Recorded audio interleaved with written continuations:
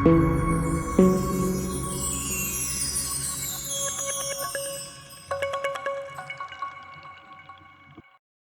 Friends, education tube में आप सभी का स्वागत है। यह करंट अफेयर है जनवरी मंथ का 2021 का।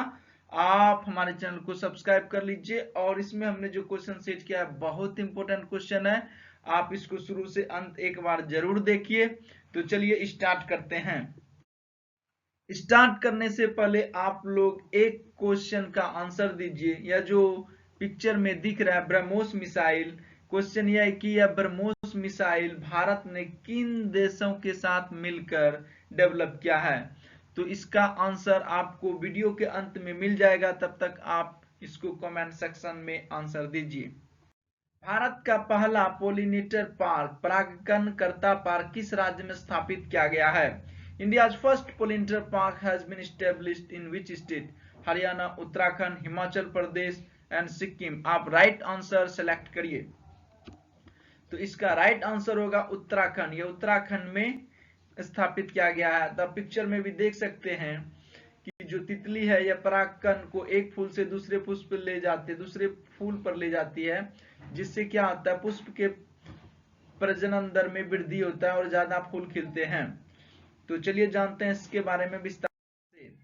तो भारत का पहला परागकण कर्ता पार्क नैनीताल उत्तराखंड में स्थापित किया गया है। यह उत्तराखंड वन विभाग अनुसंधान विंग द्वारा विकसित किया गया है। तो ये क्वेश्चन आएगा कहां पे, तो यह नैनीताल में, कहां पे, उत्तराखंड में स्थापित किया गया है। और यह 4 एकड़ के पार्क में तितलियों, मधुमक्खियों और पक्षियों और कीड़ों की 40 से अधिक प्रजातियां हैं। यहाँ पर 40 से अधिक प्रजातियां हैं। पार्क का उद्देश्य इन प्रजातियों के संरक्षण के बारे में है।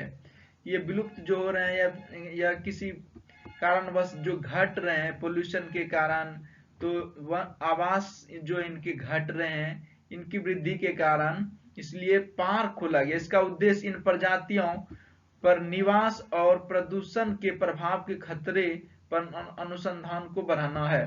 तो इन सब से बचाने के लिए, प्रदूषण से और पोल्यूशन से, तो इसलिए इनको खोला गया है पार्क।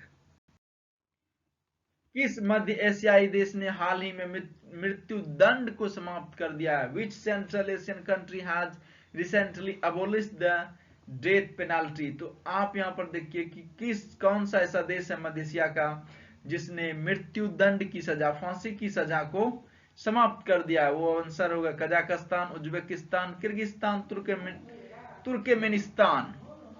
तो इसका राइट आंसर होगा कजाकिस्तान। कजाकिस्तान जो है मध्य एशिया का पहला देश है जिसने फांसी की सजा या मृत्यु दंड की सजा को समाप्त कर दिया है। तो चलिए जानते हैं।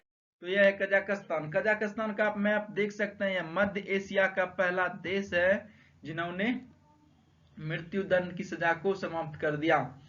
और इसका मैप में आप देख सकते हैं इसका लोकेशन कहां पे है। साउथ में इधर से ईस्ट, साउथ ईस्ट में चाइना है, नीचे पे किर्गिस्तान है, फिर उज्बेकिस्तान है यहाँ पे, फिर यहाँ पर कैस्पियन सागर से इसका बॉर्डर टच होता है, और ऊपर पे पूरा का पूरा रसिया है, रूस कंट्री है। तो ये मध्य एशिया का देश है। और यहाँ की राजधानी क्या है, अस्ताना है, लेकिन यह बदल के कजाकिस्तान की राजधानी वो बदल के नया राजधानी बन गया नूर सुल्तानपुर। और यहां से क्वेश्चन आते हैं कि दुनिया का सबसे बड़ा लैंड लॉक्ड कंट्री कौन सा है।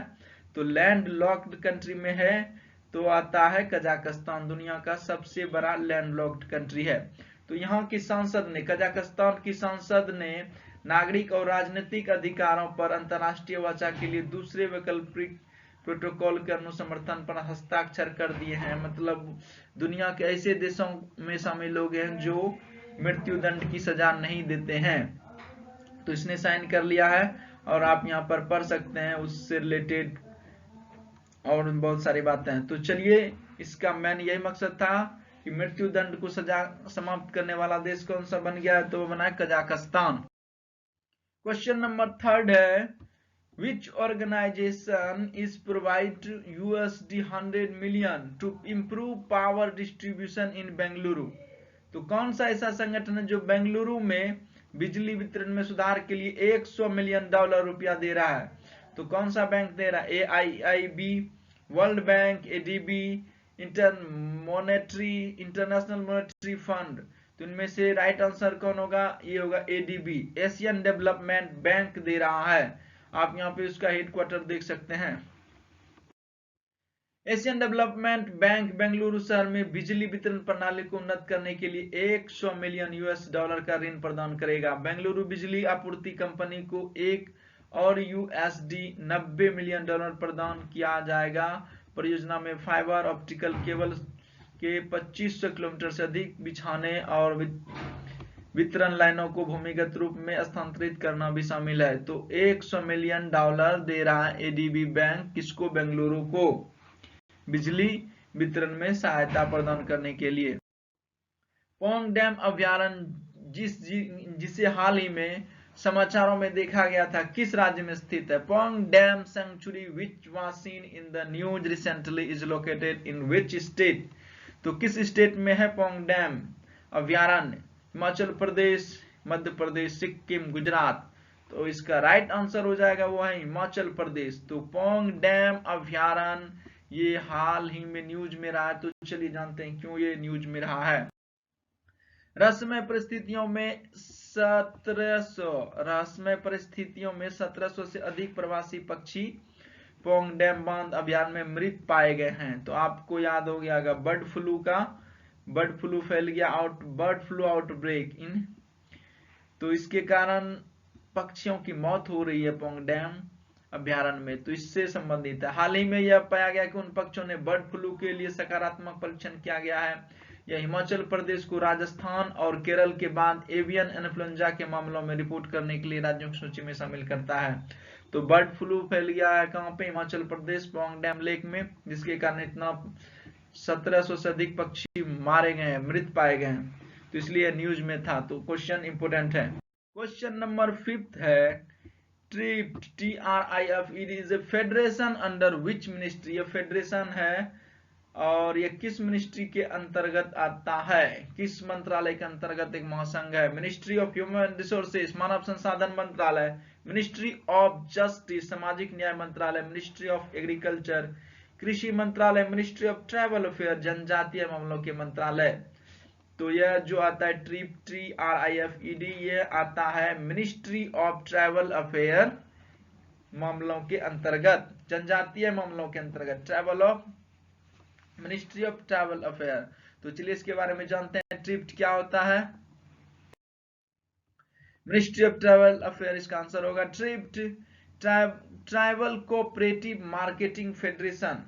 इसका शॉर्ट फॉर्म से फुल फॉर्म हो गया ट्राइबल कोऑपरेटिव मार्केटिंग फेडरेशन। जनजातीय मामलों के मंत्रालय के तहत एक महासंघ है। इसने हाल ही में मध्य प्रदेश के अखिल भारतीय वनवासी कल्याण केंद्र के साथ एक समझौता ज्ञापन में प्रवेश किया, जो आदिवासी आबादी कल्याण के लिए काम कर रहा है। यह समझौता ज्ञापन में मध्य प्रदेश में 5 जिलों में ट्रिप्ट पार्क स्थापित करने की परिकल्पना की गई। तो कहां पे? मध्य प्रदेश में, ट्रिप्ट के द्वारा, ट्राइबल कोऑपरेटिव मार्केटिंग फेडरेशन। चलिए next, Which is the first Indian airline to use robotic technology to disinfect aircraft interiors? विमान अंदरूनी में, विमान के अंदर वाले हिस्से में जो कीटाणु रहित करने के लिए रोबोट तकनीक का उपयोग करने वाली पहली भारतीय एयरलाइन कौन सी है? तो सैनिटाइज करने वाली, अब जो रोबोट से सैनिटाइज हो रहा है, आप देख सकते हैं यहाँ पे रोबोट है और यह विमान को सैनिटाइज कर रहा है। पहले आदमी करता था, अब यह रोबोट करेगा। तो ऐसा कौन सा एयरलाइन हो गया जिसने रोबोटिक टेक्नोलॉजी को अपनाया? तो यहाँ पर क्वेश्चन है क्या? रोबोटिक तकनीक, रोबोट तकनीक को अपनाया। और कौन सा ऐसा एयरलाइंस है? Vistara, air India express, spice jet, Indigo. तो आपका राइट आंसर होगा यहाँ पर air India express. Air India express ने किया। चलिए जानते हैं, एयर इंडिया एक्सप्रेस भारत की पहली एयरलाइन बन गया जिसने वायुयान के अंदरूनी हिस्से को साफ और कीटाणु रहित करने के लिए रोबोट तकनीक का उपयोग किया है। इसने अपने बोइंग 737-800 विमानों को कीटाणु रहित करने के लिए यूवी कीटाणु शोधन लैपिंग प्रणाली से लैस एक पराबैंगनी रोबोट उपकरण का इस्तेमाल किया है। इस तकनीक को भारत में ग्राउंड हैंडलिंग एजेंसी AISTS के सहयोग से लॉन्च किया गया था। तो यही है, इम्पोर्टेंट था इससे। तो पहले एयर इंडिया एक्सप्रेस है जिसने रोबोटिक टेक्नोलॉजी को लॉन्च किया है सैनिटाइज करने के लिए। What is the theme of the 16th edition of Pravasi Bharatiya दिवस? प्रवासी भारतीय दिवस के 16वें संस्करण का विषय क्या है? तो थीम क्या था? इस आपको बता दूं, प्रत्येक वर्ष 9 जनवरी को प्रवासी भारतीय दिवस मनाया जाता है। तो इस साल का जो थीम था क्या था? भारत कोविड पर विजय प्राप्त कर रहा है, आत्मनिर्भर भारत में योगदान, कंट्रीब्यूटिंग टू आत्मनिर्भर भारत, रोल ऑफ डिस्पोरा, डिस्पोरा की भूमिका, post Covid challenges, post Covid चुनौतियां। तो इसका राइट आंसर होगा, इस साल का जो थीम था वो था कंट्रीब्यूटिंग टू आत्मनिर्भर भारत, आत्मनिर्भर भारत में योगदान। तो चलिए जानते हैं, प्रधानमंत्री नरेंद्र मोदी ने 9 जनवरी को विस्तृत प्रवासी भारतीय दिवस के 16वें संस्करण का उद्घाटन किया है, कर दिया, कर रहे हैं, नहीं होगा यहाँ पे, हो गया। इसका उद्देश्य भारत में सामाजिक आर्थिक विकास का हिस्सा बनने के लिए भारतीय प्रवासी को प्रोत्साहित करना है। जो बाहर में रह रहे हैं इंडिया से, वो हमारे प्रवासी भारतीय कहलाते हैं। इस वर्ष के अधिवेशन का विषय भारत में भारत निर्माण का योगदान है। सूरीनाम गणराज्य के राष्ट्रपति को मुख्य नोट पते का वितरित करना है। इससे और सारी बातें हैं, और इससे इंपोर्टेंट यही क्वेश्चन है कि महात्मा गांधी जो है 9 जनवरी को इंडिया साउथ अफ्रीका से भारत आया था, तो उसी के दिन से हम लोग प्रवासी, उसी के लौटने का जो दिन था उसी को प्रवासी दिवस के रूप में मनाया जा रहा है। तो प्रवासी भारतीय दिवस हर साल 9 जनवरी को मनाया जाता है। Nishtha and Diksha are the initiatives of which union ministry? Nishtha, यहाँ पे निष्ठ होगा, हिंदी में आकर लगेगा यहाँ पे। निष्ठा और दीक्षा किस केंद्रीय मंत्रालय की पहल है? मिनिस्ट्री ऑफ एमएसएमई मंत्रालय, मिनिस्ट्री ऑफ एजुकेशन शिक्षा मंत्रालय, ministry of social justice and empowerment सामाजिक न्याय और अधिकारिता मंत्रालय, ministry of commerce and industry वाणिज्य और उद्योग मंत्रालय। तो यह जो शुरू किया है निष्ठा एंड दीक्षा इनिशिएटिव, कौन सा यूनियन मिनिस्ट्री? तो यह क्या है? Ministry of education, ministry of education.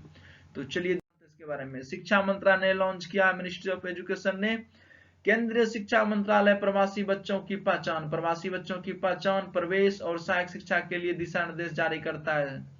निष्ठा और दीक्षा इनिशिएटिव दिशा निर्देशों में स्कूली बच्चों के लिए सतत शिक्षा और विशेष आवश्यकता वाले बच्चों नामांकन ड्राइव और जागरूकता सृजन समर्थन शामिल है, जिससे जबकि स्कूल बंद है, और निष्ठा प्रशिक्षण मॉड्यूल और दीक्षा पोर्टल के माध्यम से शिक्षक क्षमता निर्धारण, शिक्षक क्षमता निर्माण, इससे रिलेटेड है। किससे रिलेटेड है?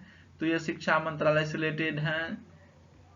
निष्ठा और दीक्षा पोर्टल और एजुकेशन मिनिस्ट्री ने लॉन्च किया है। ये प्रवासी बच्चों की पहचान के लिए और सहायक शिक्षा के लिए दिशा निर्देश जारी करता है। तो क्वेश्चन ये इतना ही काफी है, इससे ही आएगा शिक्षा मंत्रालय और विशेष पहचान। Storm Philomena which is news which was making news has hit which country? ये जो यहाँ पर ये इंपोर्टेंट है कि फिलोमेना जो है एक स्टॉर्म है और रिसेंटली न्यूज में था, तो यह किस देश से संबंधित है? फिलोमेना एक स्टॉर्म है, तूफान है, और यह हाल ही न्यूज में था। तो ये किस देश से? France, Italy, Spain, Australia. तो यह था स्पेन से, स्पेन की राजधानी मैड्रिड। तो आप देख सकते हैं हाल ही में आया हुआ है स्पेन में। तो चलिए इसके बारे में जानते हैं। इसका नाम याद पूछेगा, फिलोमेना क्या है? तो फिलोमेना एक तूफान है या स्टॉर्म है जो कि रिसेंटली आया हुआ है, कहाँ पे? स्पेन में, और उसने काफी तबाही मचाई है। स्टॉर्म फिलोमेना स्पेन के मध्य क्षेत्र में 10 गांव में सबसे भारी बर्फबारी लाया।